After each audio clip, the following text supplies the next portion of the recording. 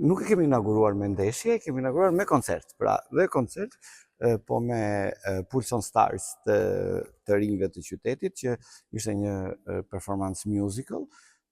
e te kaloj, pra, jo vetëm 250 vende, por gati 300 vende. Shumë shpejt është në procedurë prokurimi, ne përmbyllim rrethimin e kompleksit arsimor, ku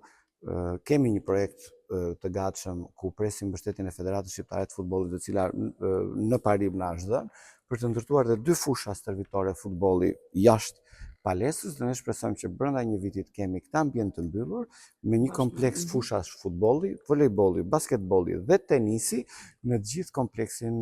arsimor të qytetit. Dhe faza tjetër që po bëjmë gati të aplikojmë është konvikti i qytetit, që do ta konceptojmë jo vetëm që të shërbej të rinjve që vinë nga fshatrat e rrethinave të Kolonjës për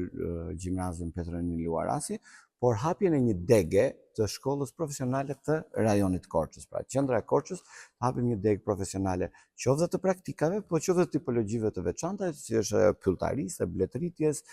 apo e shërbimit, sepse duam që të shkojmë tek këtij koncepti,